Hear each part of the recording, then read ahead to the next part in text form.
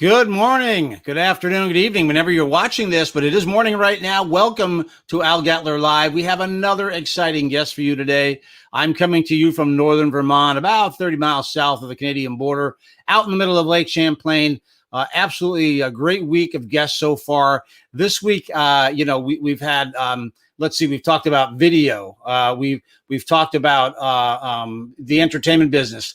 Today, we're going to talk about sales. And the guest that I am so excited to have him here today.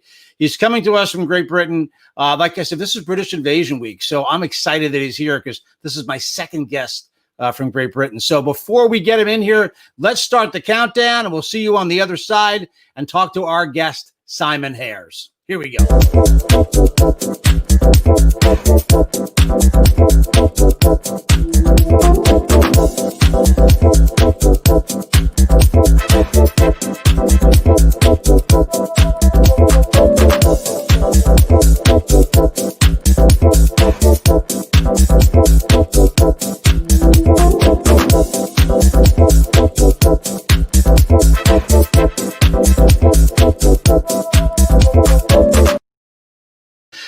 Well, my guest today is Simon Hares, and as I'm speaking of him, let me go ahead and share his website for you so you can have a look. Simon is a sales expert. I came to know Simon through what I've been kind of touting for all of you to think about. We met during a group that meets every Friday on Zoom, started off on LinkedIn. Simon is a part of that group. Just a brilliant, brilliant guy. Lots of fun. I'm really glad that he's here. So without any further ado, let me bring on my guest, Simon Hares. Hey, Simon. How you doing? Good. How are you? Very, very well. Very well. I'm in a Christmassy background because it's December. That's what we have to do. Of course, it's grey here in the UK because it always is at this time of year. So it's great to see you in the lovely place I know very well, Vermont. So very nice. Yeah. Well, we share the grayness, right? That's the one thing. We share the grayness. My wife just had a delivery from Amazon of a Happy Light because she's decided she's not going through another winter of not feeling a little happy from the light. So she's got that really nice light. So Simon, could you first of all, geographically, I always find it interesting. Tell folks where you are. And, we Americans, we're not so bright. So give us the clock dial from London and tell us where you are. Okay. Am I allowed to say anything from? No, I'm not going to go there. Oh, no, leave it alone. We've got terrible people here. Anyway, so no, we are obviously in the United Kingdom, and I live in the beautiful Roman and Georgian city of Bath, which is very, very popular as a tourist destination for people all around the world, including people from the United States. So it is a very, very beautiful place, and lots of period pieces are filmed in our glorious city. And I live about 5 miles outside in a lovely little village, which is quintessential England, if you will, and lots of green valleys, so all rather lovely. But I very rarely spend any time here as I'm traveling around training people and working with people all over the world, including your beautiful country as well. So let's jump into that a bit, your training. You are a sales trainer. I don't want to box you in. Please don't. What's that? No. Here we go. We're starting already, and folks will catch on quickly that with you it is a ride. I'm quite picky about any box that I'm I still have my list around here somewhere of the Simon Hares phrases that I've learned, and I'm adding to the vernacular every day. But tell me what Serial Trainer 7 is, how it started. I don't want you to read your mission statement. Please don't do that. Well, no, you're not doing that. You're not doing that. But please tell me a bit about your firm. Well, the business was set up 7 years ago. I've worked in media and publishing for the last too many years than I care to remember.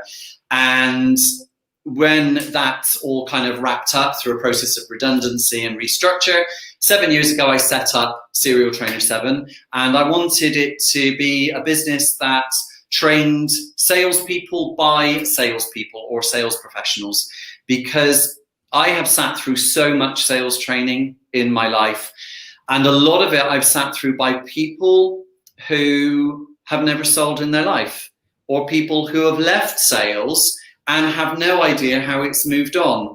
And that drove me nuts, because ultimately I couldn't connect with that trainer And I want to be trained by someone who has felt my pain and shared my successes and probably has the same potty mouth as I do as well. So those things help to build a connection between us. And that's what I wanted. So when I set the business up, I always said to people that I was working with that I'm not different. And different within the training world, a lot of sales training, it's the same stuff. It's just all recycled stuff. There's nothing really hugely new, but it's the way it's delivered. It's the way you connect with somebody.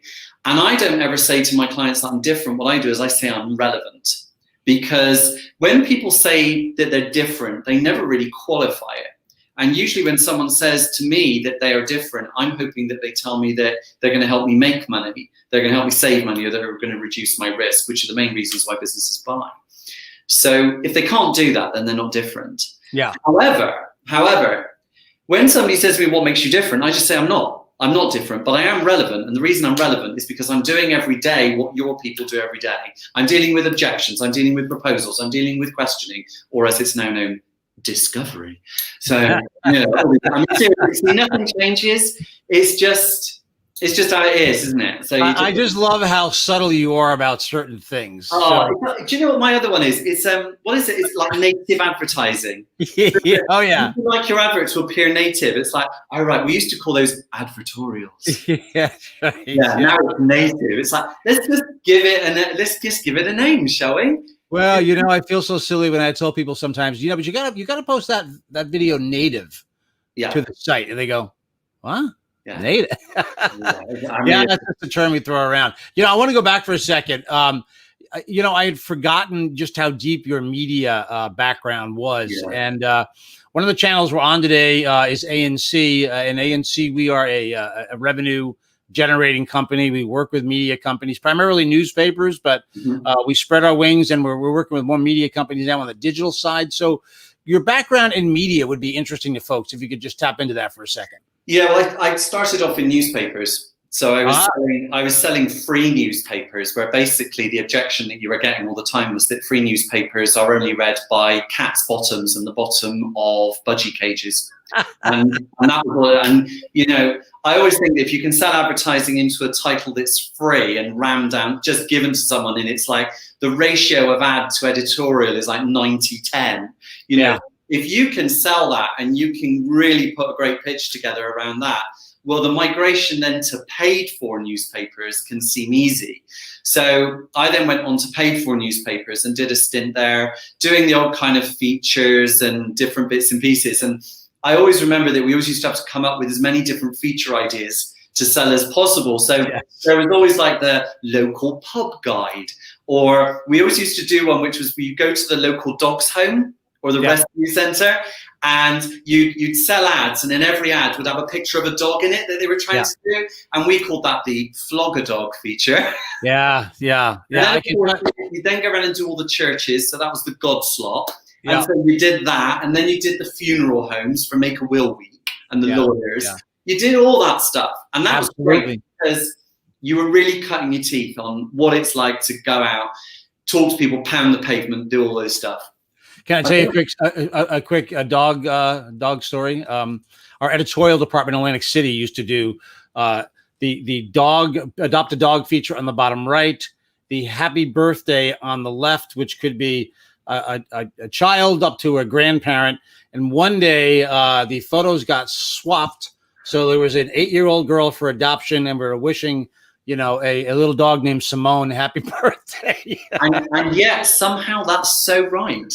Yeah. How many people out there would love to just treat their pets like children? I mean, we treat our pets like children, that's fine. And how many people would love to put their kids up for just take the kids? Well, the grandfather that submitted the photo for that was not very happy that day. I can tell you. I'm sure they weren't. I'm sure they weren't. Yeah.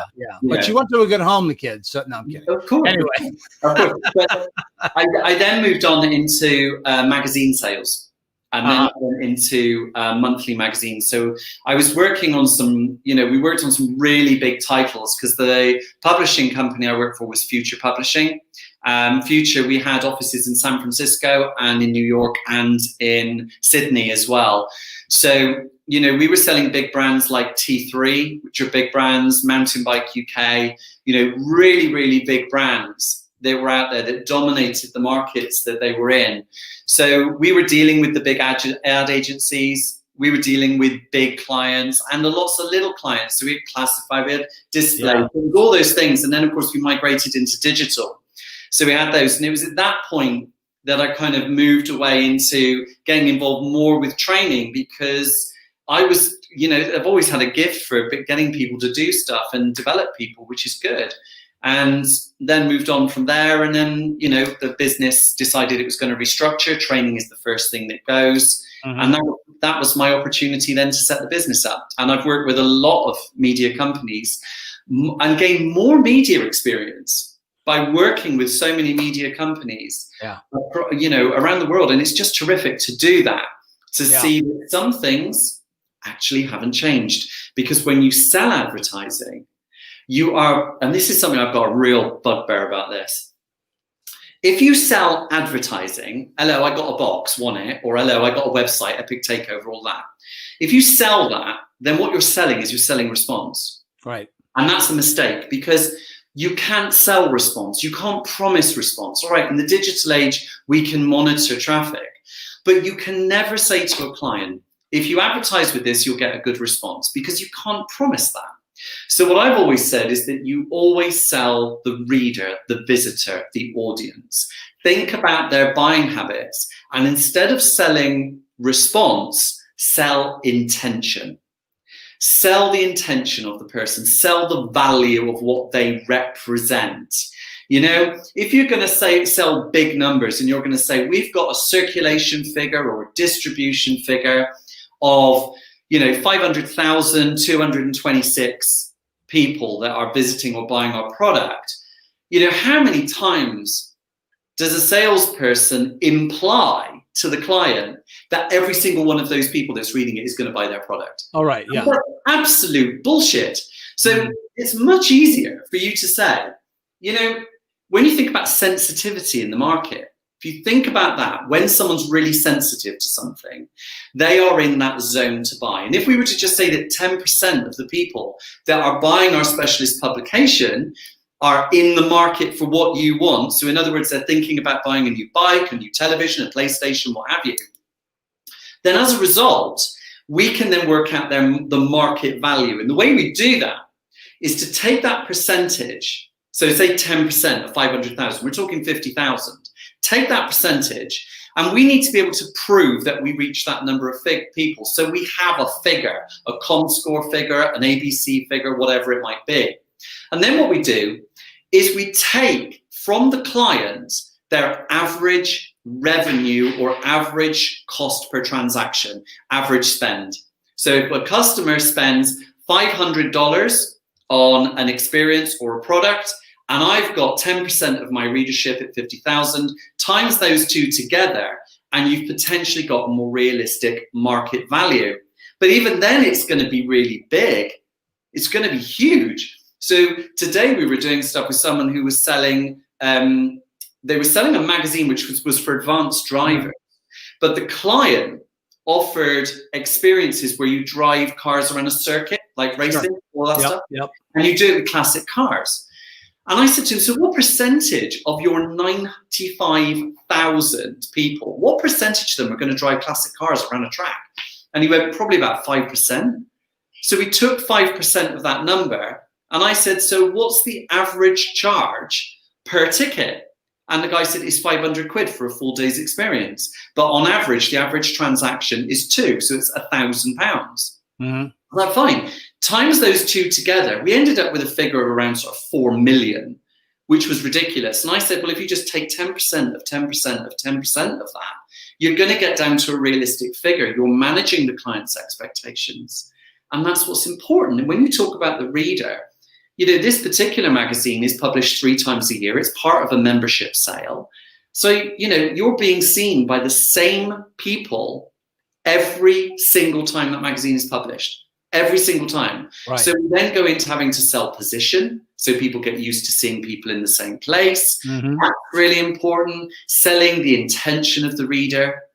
And suddenly you're actually having a far more constructive conversation saying, well, you're getting your brand out there.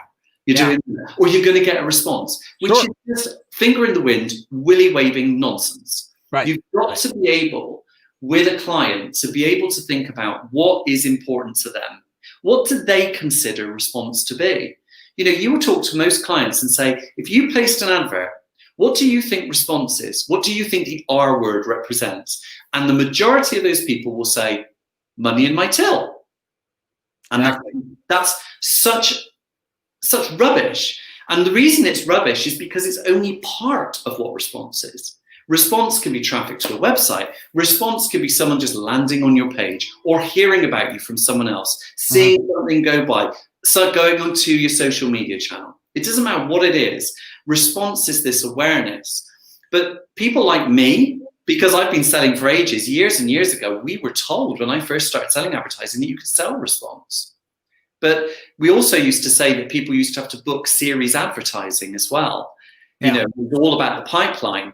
And we used to say things like, you know, you can take horse to water, but you can't make it drink.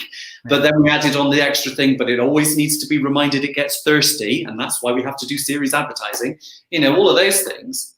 And it just, you know, you start having those conversations. Yeah. Yeah. Well, you know, it is amazing to hear all this because it's what we talk about every day. And it's funny you just mentioned really the calculation of what it is to have an advertiser advertise and the response that they get. And literally when you take their cost of business and you take, you know, how many new customers they're bringing the door, when an advertiser says, I can't afford to advertise, when you do the math the right way, they can't afford not to, you know, and it's one of the, we just had this conversation. We have a great partner here in the US. It's Pulse Research, and Pulse literally goes out and researches intention to buy, intention to take on a service. So we've got real live data when we're selling to a customer to say, look, you are in the furniture business. Okay. Yes, our circulation is X, but we have this figure of Y. These are people that said within the last 30 days, they intend to buy furniture. So let me ask you, Mr. or Ms. Advertiser, how many conversions do you need to make based on your average sale to be able to justify this advertising? And when you get down to the nuts and bolts of that, you're showing people, look, like you said, it's not the broad-based, but it is a specific, you know, and then how do you address the advertising to make it correct to that customer who has that intention to buy? So I don't know if that rings true with you or not too, but we literally were just talking about this with our team last night. Yeah, it does. And I'll tell you another bugbear I have, Al, as well. It's where people sell advertising, and what they do is they sell a series of advertising. And let's say it is in print. And what they do is they sell, you know, a year's series of something. So if it's monthly, it's 12 or 13 or however many. And what they do is they keep the same size ad every single month, every single time. And sometimes businesses don't need that. What they need is they need to fluctuate the presence that they have in a market depending on how busy they are. And often we see people saying to salespeople, I don't need to advertise right now because I'm really busy, so I don't need to do that. And it's funny, to me, that argument sees bonkers, because actually, if you're really busy, now is the time when you should be advertising, because what that does is it helps you to create demand, and it helps you to create a wait list. And if a client is worth, you know, anything to you, it could be that they're worth waiting for you for. So a client might be really happy to wait to buy from you because they know you to be good. They love the fact that you're busy, and that's a good sign to them. So it's a good way to build the pipeline. But let's explore that concept of, you know, why you should advertise when you're really busy rather than when you're quiet. If you think about it, Christmas now, the main things that we never need to be told to buy would be food and alcohol. We never need to be told to buy toys, and we never need to be told to buy fragrances, because those are the three things that we tend to buy the most of: toys, fragrances, cosmetics, food and drink. And yet those are the things that we tend to see advertised the most all the way around Christmas. If you think about fragrance companies, we see the Chanel ad that comes up with Nicole Kidman going, I love to dance, or whatever it is she does. And you think, well, she's been paid a fortune to do that. Sure. But that's a Christmas ad that's cost them the moon and back to put out.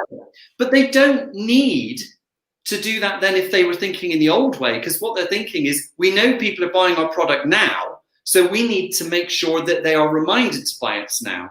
And it's the old adage, you know, you go out in the lake, we're going to go fishing. We can go over there where there's some fish, or there's a fucking big shoal over there. Which way should we go? Yeah. You know, we'll go over there, shall we? Yeah. It doesn't make sense. So right now, markets are really good because people are buying those products. So people are advertising those products. Sure. Whole Foods are advertising their Christmas food. You know, fragrance companies, toy companies, they're advertising. And it creates demand. If you think about the PlayStation and Xbox phenomenon that's going on at the moment, people are prepared to wait. There's no demand. There's plenty of demand. There's just no stock. Right. So people will wait for it and they'll still pay full price. Yeah, exactly. Well, there's a guy. There's the unfortunate guy I heard mentioned by a DJ on a radio station here yesterday who told his wife that the new Xbox was an air freshener because he didn't want to reveal what he spent on it. And she caught on to him and sold it on Craigslist for about $20. So, so that's what happens this crazy time of year. But to your point, advertise. I know it's just a little sidebar there. Advertise. She'd be dead if she did that. Well, they didn't tell the rest of the story, obviously. Yeah. But, you know, to your point of advertising when things are good, we say it all the time, you know, digitally or in print or broadcast, whatever your medium is, you know, but why would you wait when the door is not ringing at all and you're seeing the coffers not full? Advertise and keep the brand out here. I'll tell you, as we were talking about before we came on the air, we live in a little island community here in Vermont, and we have this beautiful little general grocery store, Keeler Bay variety, you know. And yesterday in the mail, I received one of those. I should have had it in here, but one of those oversized postcards, advertising, saying thank you for being with us during the pandemic, supporting us. And then when you flipped it over, it said, fill this out, bring it to the store. We're gonna give you a free grocery bag. Because where I live, you have to either bring your own or buy a grocery bag. Yeah, we do too. It's all changed. And so anyway, I thought, curious. Why would they do that? We're on an island, you know. And then I opened up our little weekly paper, our little free weekly paper, the Islander, and there was an ad, you know, right there on page 2 when you opened it up. It was the same copy, same artwork. Point being, and my wife and I, Nancy and I just talked about this morning. Why advertise? Because they're already doing sensationally well. They've serviced the community here so well with pickup for older folks who are afraid to go inside the store, having things in stock that were hard to find. And yet they spent the money on advertising to keep the brand. As far as I'm concerned, take a good brand and make it even great. Big Jim Collins fan. Escalate that sound, that noise in the marketplace. You know, I think it's right to your point. It's brilliant. And I love those little examples because really they turn into big examples. That's what they do. And Pete, remember as well, what you said was the same artwork on the bag towards the ad as well. So you've got consistency of message. Exactly. So important. Yeah. But people, we always have to remember and take a bit of, you know, take a step back as salespeople. We need to remember as well that sometimes our clients do not understand how advertising works. They don't know. They know their brands and they know their products, and they should, you know, of course they need to. They don't need to know, you know, so it's up to us to make sure that we're doing the very best that we can for our clients so that they're getting the best exposure, so that when they can say to us, why should I advertise, that we can actually put our hand on our heart and say, because it works. That's the only reason why you should advertise, is because it works. I read a statistic, and it must have been about 10 or 15 years ago, Al, so it may be well out of date, but it goes to a good point. And it said that of all the advertising that's booked, whatever type that may be, whether it's television, billboards, whatever, that 96% of advertising that is booked originates back from a salesperson picking up the phone and saying, hello, my name is, I'm calling you from, and I'd like to talk to you about your advertising to see if we can help make you some more money. And actually, when you think about that, the question has to be raised, how much money do you think those companies wouldn't have made Yeah. if we hadn't have picked up the phone? Yeah, exactly. So Exactly. our value as salespeople goes That is, way beyond, to me, it's always the higher calling, right? I believe that. I when I do sales training with some of the newspaper and media folks we work with, I say, look at the pride you can have. You put your family in the car and go down the street and say, I helped grow that business. I helped grow that business. I helped grow that business. That gal, she had one location. Now she has 6 because we gave her an advertising plan that worked. You know, and there actually now only has 1 store because he didn't believe that advertising worked. So what he did was he advertised his other locations for sale. Yep. Yeah. Because he didn't believe advertising works. That's right. He advertised them for sale. Oh, right. Yeah. So let's do this. Let's switch into a lightning round. We got into media. Let's stick with it because we guys like you and I, we already talked ahead of time about planning and that we wouldn't have one. So we're in this media thing. We are on the ANC channel, and I want to address this and on our LinkedIn audience as well. I'm going to hit you with some lightning round questions, quick answers, and then what I want to tell you, what I want to do, where I want to end up, because I'm mindful of your time. I know you've got clients you have to see. I want to talk about virtual selling at the end of this quick lightning round. So get ready for that once I talk. So, all right, first of all, top 3 things you would tell a media sales manager when it comes to managing their sales team.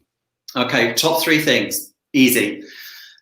Activity, productivity, conversion, nothing else.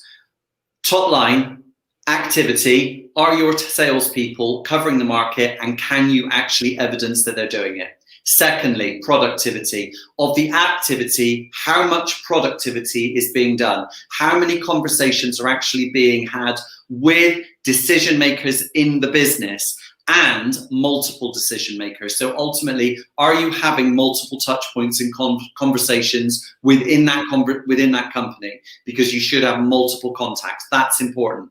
And thirdly, conversion. Of the number of bookings you have made, divide those bookings by the number of meetings to work out your overall conversion rate. That way you can then see where people are going up, going down. You can see trends in your market. You can even break conversion down by cold clients, by existing client, by rescued clients, the whole lot. So you know your business that way. I have no time for managers of salespeople who spend their life in an office, sitting behind a desk, communicating via email, looking at spreadsheets. Get out there, get your bloody sleeves rolled up, and get out there and get dirty. That's the way you'll know your business. Couldn't agree with you more on that point. So let's go to the sales manager's team. What would you say to the average sales rep, sales executive, media analyst? What should they be thinking about? Top 3 things. First one is, how do you make your clients money has got to be top up there whenever you get out of bed in the morning. And I was taught this years ago by a very, very wise sales director called Andrew Milbourne. And he taught me that every time you get out of bed in the morning, think to yourself, how can I make my clients more money? How can I do that? And in selling advertising, that's what it's all about. So being able to help a client make money is so important. And that's my absolute number 1. Okay, great. So you have an absolute. We're going to stop at 1. And that covers so many different things. No, I agree. No, I agree with you. Don't think about your own targets. That's the other thing you see. A lot of salespeople, they go to work and all they do is they think about their targets. I wrote a blog on this about 2 or 3 years ago saying, salespeople, stop thinking about your fucking targets and start thinking about how you can make people money. Because if you think about and help your clients make money, they will actually help you make money without even thinking about it. Yeah. Because they'll buy into what you're doing. So it's so important. Absolutely. So right now, I think it's a good time to talk about the top 3 challenges for salespeople in the marketplace presently. Yeah. Okay. Do you want me to tell you what I think those are? I want to hear what your expert opinion is. What do you think they are? Okay. I think at the moment, our biggest concern is getting over objections around cost and money, that clients are holding on to money. They're really worried about that. I suppose preceding that as well is actually, how do I get through to people who are still working from home? I'm trying to go through the main office number. I can't get through. And the third one is, what can I actually do that's, how can I keep up? How can I sell at the speed of change? And this is where we start to bring video in and selling in that virtual space. So I think those are the three main things that people are worrying about. And video seems to overcome quite a lot. So using things like Bonbon, using Vidyard, Loom, I think another one's called Soapbox, whichever they are, those video platforms to send messages are so powerful. They are so powerful. And people love the personal touch. They really do. And I always say to salespeople who are very anxious about using video, number one, not everyone has got a face for radio, so don't worry about it. Don't think you're ugly or anything. You know, it doesn't matter. Listen, I'm 52, I'm bold, I'm gay, I've got a funny voice. I don't care. You know, if I can get over it, you can bloody do it. You're a puppeteer, for God's sakes. You're doing all of this. That's correct. Not exactly the guy. Not exactly the guy women are lining up for, the ventriloquist. Yeah, well, maybe. But when you're starting to think about video, think about how long it takes you to write an email to a client. Then you've got to go back and you've got to sense check it. You've got to do all the checking. Just think about how quickly it will happen if you were to put yourself in front of video and say the same thing that you would put in an email. You can do it in about 30 seconds. So therefore, your sales process and the amount of ground that you're going to cover is much faster. Yeah. People are less likely to ghost you because they can see you, they can interact with you, they feel a connection with you. It's so much more personal and it's so fast. And using those particular platforms is so important. And be authentic as well. Don't have virtual backgrounds. I've got a real bugbear about virtual backgrounds. They end up cutting off your ears. And if you think I had a virtual background, you know, I'd have no ears. So I kind of look like this walking baked bean, which would look really odd. So I was doing a video, a podcast with someone recently, and they said to me, why do you not use a virtual background? And I said, let me ask you this. Has the background that you see right now, so in this case, my Christmas tree, and the old one, it was my bookcase, you know, has that in any way devalued what I'm actually saying to you that's coming from me? And he said, no, not at all. I said, exactly. Right. We're in a situation right now. LinkedIn has become more forgiving on its content. You know, it's more human. People, we're not all in the same boat. We're in the same storm. We're all riding our own boats in a storm. There is no right way or wrong way to do this. I love all those people on LinkedIn that are telling us the right way to sell. Well, we've never been here before. We don't know how to sell, but we know we have to sell because businesses need to, you know, make money. And one of the things that I really don't like is this cautious way that we're talking to clients, where we're going in with a, you know, that slight head tilt way of talking to people. Are you all right? And I really hate that. I get a lot of sales calls every day, and every time someone starts talking to me that way, I just hang up. It's like, seriously, I don't need a pity party. Yeah. When you talk to a client, get to the point straight away. I understand you've been through some pain this year. It's probably really important for you to be buying from suppliers who deliver real value to you and make your butt work a lot harder. Tell me, what are the most important services that you need to buy right now, and how are they going to have to work for you? Just get to the point and stop giving them all the, oh, how are you? That kind of little head. Don't do any of that. Just get to the bloody point. Exactly. And that way, those customers are going to see you as somebody that is actually properly thinking about business. I'm not saying don't be heartless or be cold. Sure, no, of course not. I'm not saying that. What I'm saying is that if the client brings it up and says how hard it is, you can be empathetic and say, do you know, we understand how you feel. Other people have felt the same way. But what they found is if they do this, so you do the old feel, felt, found on it. It all works. So, you know, you just have to go in and be businesslike and do something businessy. Be there to make them money. Be that valued, collaborative person. Very important. Yeah, I would have to absolutely agree with you. And, you know, you mentioned something too. It's going to fly over a few people, perhaps, who don't know what you mean. So I was trying to find it to put it up on the screen here. I'm just going to literally hold up my phone in the shot here. This is you this morning. Of course, you're ahead of me time-wise. You've sent me an email. I have it on my phone. Is it okay if I go ahead and press play for a second? Oh, yeah. So this is embedded in my phone, and this is Vidyard, right? Yeah. So, folks, I'm going to take the full screen. There's Vidyard on my phone. Vidyard is the little alien. Right there. Yeah, I have it on. I have not been as bold as you yet, but let me just take the screen here for a second and show people. Simon has sent me an email, and if you look, his image is right in the email. And if I press on the image, it's going to quickly take me to a page, and Simon is going to start talking to me, literally on this video. So, and it's silenced right now, but if you notice, the video is playing, it's active, and Simon is there talking to me, embedded right in the video. What huge power that is, Simon. So tell everybody really how you're utilizing this with your customers on a daily basis. Okay, so just before I do that, just in case anyone's wondering, the question that often comes up is, if I use Vidyard to talk to my customers, does my customer need to have Vidyard in order to see the video? The answer is no. It goes up. And so what you do is it will receive in the email subject line, it says you have received a video from, or check out this video. I just delete that and then put my own subject in. Right. The reason I use Vidyard, I think Bonbon does this as well, but it's because it puts a thumbnail in the email, so it doesn't look like a kind of dicky suspect kind of thing. Right, so, right. But what I'm using it for at the moment is I use it just to talk to people because it's just easier, just to send a message. I use it as well to confirm meetings with clients. So whenever someone sends me an invitation, or I send an invitation to them via calendar, I send them a video to confirm it. I then send another video 24 hours before to reconfirm that meeting, just in case. Clients tend not to cancel them because of the personal touch. The other thing I use it for, which I find very powerful, is to tee up a sales proposal. And this is pure gold. Let me explain how it works. You put together an RFP sales proposal document together. You can record a piece of video without using Vidyard, if you don't want to, just video on your phone. And what you do is you say in the video, let's just say, "Hi Claudia, thank you so much for allowing me to put this proposal together for you for the advertising solutions that we offer here.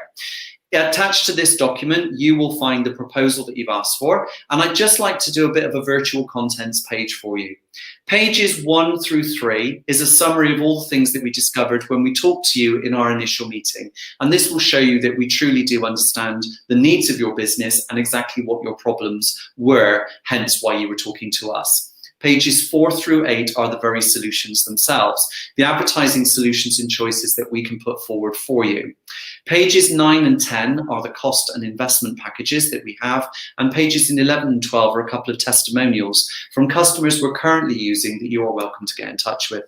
I'd just like to say a huge thanks for considering us for this. I will be following up with a follow-up call with you within the next 48 hours to answer any immediate questions that you have. Thank you again so much, and off you go. Sounds like you've done that once or twice. I've done it more than once or twice. And I'll tell you what, whenever I win business, I always ask customers why they chose me. Yeah. Recently, I won a big pitch against 22 other providers. Wow. The reason I won, one, was because I was the most expensive. Number two, because I use video. Yeah, it's just, you know, and here's kind of testimonial to your suggestions of video messages.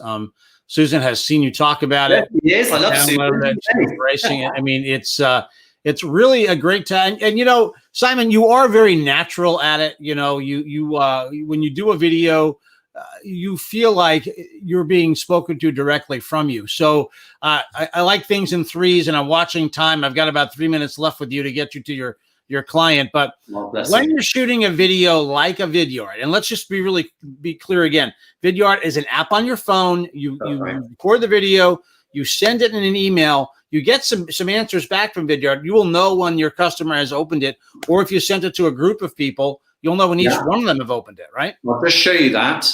This is the video section. So you've got the video bit there to record. Once you've recorded it, then you get the option then to send it. But what you have is you have a notification center. And on the notification center, it tells you who's what, when it's been videoed, when it's been seen. So therefore, you can, it's really hard for someone to say, I never received it. It's like, yeah. Like you did, and you watched it on here. Yeah. All right. So I think it's fair to say you're a natural, you know, you've got this terrible self-image. I'm kidding.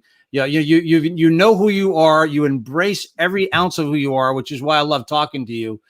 But for the person that's just kind of like, oh, be on video, talk on there, what are the three things those people should kind of either think about or get over to do their first video? Okay, for first video, straight away, don't be frightened to make mistakes. Really important. Don't worry. For years and years and years in presentation skills, we said don't say or. Do you know what? Say or on the video. Trip over your words. It shows you're human. We all make mistakes. Take the pressure off. It's fine. Don't worry about that. You've always got the option to press stop, go away, and come back and do it again. So don't worry about that. When you're doing your videos, just practice on the normal video platform. Do that. Make sure that when you're talking to camera, that you're looking at the camera. That's probably the bit that takes the most getting used to. So it's not like when you're doing FaceTime with your mum and you're looking at yourself in the bottom right-hand corner. You don't have to do that. Just look at the camera. That's really important there. And one of the things that I think is a really top tip is when you go to press record, make sure you're smiling.